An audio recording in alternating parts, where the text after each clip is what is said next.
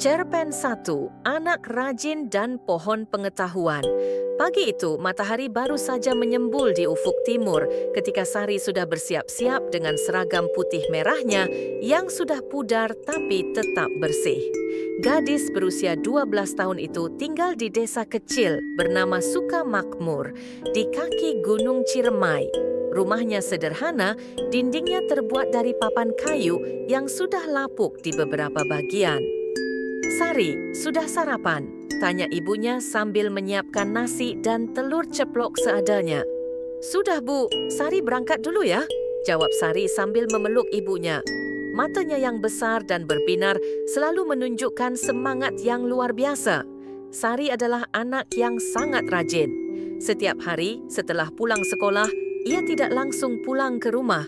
Ia akan mampir ke perpustakaan desa yang kecil, hanya berukuran 3 kali 4 meter dengan koleksi buku yang terbatas. Tapi bagi Sari, tempat itu adalah istana pengetahuan.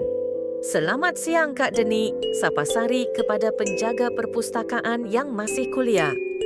Sari datang lagi. Buku kemarin sudah selesai?" tanya Kak Deni sambil tersenyum. Ia sudah hafal, anak ini bisa menghabiskan 1 buku dalam 2 hari. "Sudah, Kak, ini bukunya. Hari ini Sari mau pinjam buku tentang biografi dokter. Sari ingin jadi dokter suatu hari nanti," ucap Sari dengan mata berbinar. Kak Deni terdiam sejenak. Ia tahu kondisi keluarga Sari. Ayahnya telah meninggal 3 tahun lalu karena sakit, dan ibunya bekerja sebagai buruh cuci untuk menghidupi Sari dan adiknya yang masih balita. "Kamu pasti bisa, Sar. Kamu anak yang paling rajin yang pernah aku temui," kata Kak Deni sambil menyerahkan buku yang diminta. Sari membaca buku itu dengan sangat serius. Ia mencatat hal-hal penting di buku tulis tipis yang sudah penuh coretan. Sesekali ia tersenyum, membayangkan dirinya mengenakan jas putih dan stetoskop, membantu orang-orang sakit di desanya. Sore harinya, sekitar pukul 4, Sari baru pulang ke rumah. Ia harus membantu ibunya berjualan sayur di pasar malam. Dengan wajah ceria, ia membantu menata sayuran dan melayani pembeli.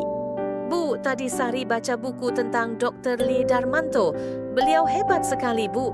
Dari keluarga sederhana tapi bisa jadi dokter bedah yang terkenal," cerita Sari antusias. Ibunya tersenyum sambil mengusap kepala Sari. "Ibu yakin suatu hari nanti Sari juga bisa seperti beliau. Ibu akan selalu mendukungmu, Nak." Malam harinya setelah berjualan, Sari masih menyempatkan diri belajar. Cahaya lampu minyak yang redup tidak menyurutkan semangatnya. Ia belajar hingga larut malam, kadang sampai lupa makan karena terlalu asik. Suatu hari saat pembagian rapor, wali kelas Sari, Bu Rina, memanggilnya. "Sari, ibu ingin bicara sebentar," kata Bu Rina dengan lembut. Sari menghampiri dengan sedikit gugup. "Ada apa, Bu?" "Nilai-nilaimu sangat bagus, Sari. Kamu ranking 1 lagi di kelas. Ibu bangga sekali dan ibu ada kabar baik. Ada beasiswa penuh untuk siswa berprestasi dari Yayasan Pendidikan. Ibu sudah mendaftarkanmu. Minggu depan ada tes seleksi, kamu mau ikut?" Mata Sari berbinar lebih terang dari biasanya. "Benar, Bu. Sari mau, Bu. Sari akan belajar lebih giat lagi." Minggu berlalu dengan cepat. Sari belajar dengan sangat tekun. Ia meminjam lebih banyak buku dari perpustakaan, bertanya pada kakak kelasnya yang pintar, dan tidak pernah menyerah meski kadang ada materi yang sulit. Hari seleksi tiba. Sari berangkat pagi-pagi sekali ke kota untuk mengikuti tes. Ibunya memeluknya erat sebelum berangkat. "Apapun hasilnya, ibu sudah bangga padamu, Nak. Kamu sudah berusaha maksimal." "Terima kasih, Bu. Sari akan berusaha sebaik mungkin. Ini untuk kita semua, Bu." Tes berlangsung seharian. Ada tes akademik, wawancara, dan tes kepribadian. Sari menjawab setiap pertanyaan dengan percaya diri, hasil dari kerja keras dan persiapan matangnya.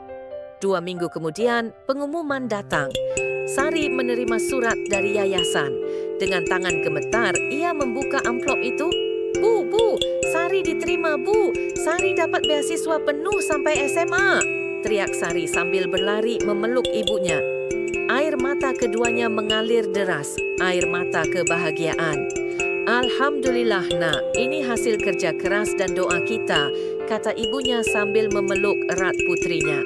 Sejak saat itu, Sari semakin bersemangat. Ia tidak hanya rajin untuk dirinya sendiri, tapi juga mulai mengajari teman-temannya yang kesulitan belajar. Ia ingin menginspirasi anak-anak lain di desanya bahwa pendidikan adalah kunci mengubah nasib. Kalian tahu, teman-teman, kata Sari suatu hari saat mengajari teman-temannya di bawah pohon mangga besar di pinggir desa. Pohon ini seperti pohon pengetahuan. Semakin kita rajin menyiraminya dengan belajar, semakin besar ia tumbuh dan memberikan buah yang manis. Jangan menyerah ya. Teman-temannya mengangguk semangat. Mereka terinspirasi oleh Sari yang tidak pernah mengeluh, selalu tersenyum dan tak kenal lelah dalam belajar meski kondisi ekonomi keluarganya sulit.